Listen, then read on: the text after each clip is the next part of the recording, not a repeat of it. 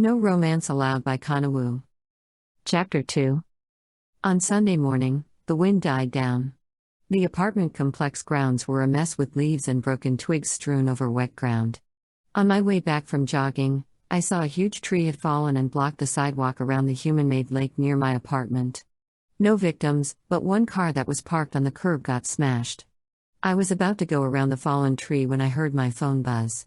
I took it out from my running belt. On the screen, I saw a new email notification from Rowena. I groaned. Not again.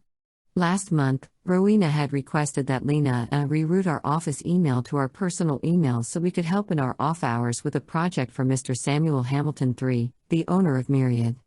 Desiree told us about the possibility that Mr. Hamilton would establish a partnership with a company somewhere in Europe.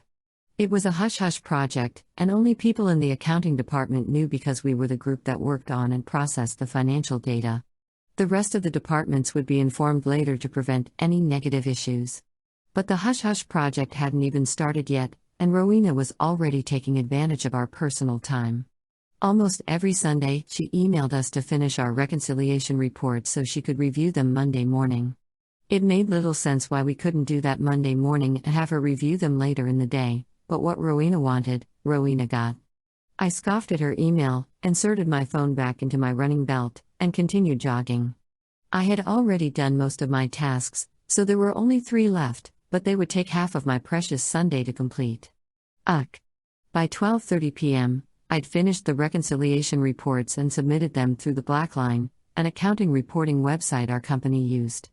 I sent a text to Lena. "Are you done with your report?" My phone vibrated when she replied. Tapping on the screen to open the text, I chuckled at the thunder emoji she sent. I wasn't in the mood for teasing her, so I responded by sending a nodding emoji. I closed the office notebook and put it back into the computer bag with a sigh. In the last 2 months, I hadn't been feeling any excitement about working at Myriad anymore. I still liked my co-workers and enjoyed events like cooking demonstrations or wine tastings. But my manager was unbelievable. I remembered vividly the day I had interviewed with Rowena 10 months ago. I'd been impressed by her easygoing manner and excited to work for her. I'd been even more excited on the first, second, and third days in the office, but the bubble of excitement had deflated slowly on the 4th day. The honeymoon period had ended, and Rowena showed her real personality. She wasn't easygoing as she'd seemed during the interview. The promise of "we'll train you until you become an expert" had been forgotten. "I want to show you only once, so you'd better remember and not make me repeat it," she'd said in a bossy tone, pointing her forefinger in my face to intimidate me. After that, I'd felt uncomfortable around her as if she were releasing an unpleasant aura. Rowena was very moody and impatient. My stomach had clenched each time she passed by my cubicle. I hadn't understood and still didn't, why she always furrowed her eyebrows at me whenever I went to her for advice. And she'd quickly stopped answering my questions at all, telling me she didn't remember and go check the folder where we keep the general ledger's history or wait for Lena to come back. Lena had already gone to Chicago because of a family emergency before my first day and wouldn't be back for 3 more weeks, so there was no one to help me. I'd quickly become friends with Sylvia and Yushi that first week, but they couldn't help because they were from a different division. To make matters worse, without any help while adjusting to how things worked at Myriad, I'd been making mistakes. I remembered feeling cold beads of sweat run down my spine each time Rowena emailed me back on one of my reports with wrong account written in the subject line. It had been really hard not to think of her glaring at me from her office because it was diagonally across from my cubicle and Lena's, adding to my growing discomfort around the woman. When Lena had returned to work, a heavy burden seemed lifted from my shoulders. She was super patient. Her golden blonde hair bounced as she nodded in sympathy while reading all the notes from Rowena on my reports. Slowly, she taught me to understand the accounting process at Myriad Beverage. After only a couple of hours with Lena, I'd been able to do my job better. Lena was well liked by many people at work. When she'd returned from her leave, co-workers stopped by her desk and asked about her family.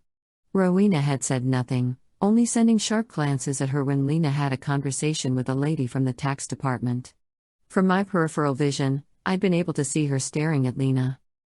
Around noon that day, Rowena had called Lena to her office. Through the office's window, I had been able to see that Rowena's face was twisted, and her lips were puckered as if she were eating something sour. I'd been surprised how Lena had come out of her office calmly, with a smile. I'd been intrigued to learn from her about how to deal with Rowena. A week later, I'd bumped into Lena in the ladies' room on the third floor, the top floor of the building, and she was crying. As I'd pushed the restroom's door open, I saw her standing with her back to me, both hands up to her face and her shoulders shaking. Startled, she'd turned around. Her teary eyes had widened and then glared at me. "Why are you here?" she'd asked, pushing a lock of her long hair out of her face. "Are you spying on me?" "Of course not," I'd said, confused. "I like coming up here whenever I need to be alone. Besides, this is the cleanest restroom in this building since this floor is only partially occupied."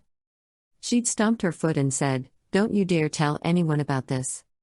I'd moved aside as she left the room abruptly, her footsteps echoing in the empty hall. When I'd returned to my cubicle next to hers, Lena had looked fine, but she became quiet and even avoided me. Later, she'd approached me and asked if I'd like to go out for dinner with her. I hadn't wanted to but was curious about her strange behavior, so I'd gone with her to an open-space mall about 20 minutes from our office. We'd ordered our dinners and sat in the outdoor dining area. While we'd waited for our food, Lena poured her heart out on how Rowena had treated her staff and how Desiree knew but didn't do anything. "That's awful." I hadn't been able to believe my ears. "Why does Desiree let this happen?" "You don't get it, do you?" she'd said with a bitter smile. "Desiree is Rowena's friend. They used to work together."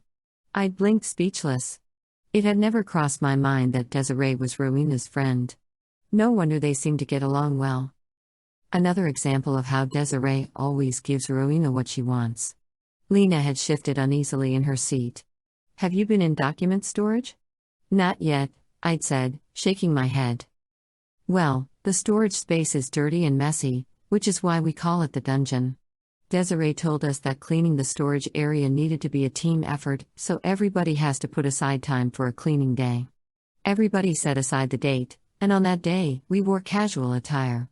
But then Rowena told Desiree she had a ton of reports to get done and asked permission to stay in the office. I heard their conversation. Did Desiree permit her?" I'd asked. Lena had rolled her eyes. "Of course." She curled her lips. "Don't get me wrong. I don't care if she comes with us or not. But I didn't like her remark. She said so long, suckers.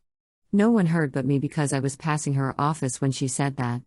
Again, I don't mind at all, but why did she say that? What a jerk she is. Maybe she was joking?" I tried to give Rowena the benefit of the doubt. Lena had scoffed.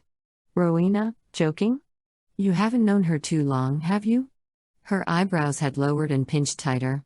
"Soon, you will know that she is cunning and a jerk." Did others, like Christine or Sylvia, notice that Rowena got out of cleaning day? I'd asked. Lena had given me a half shrug.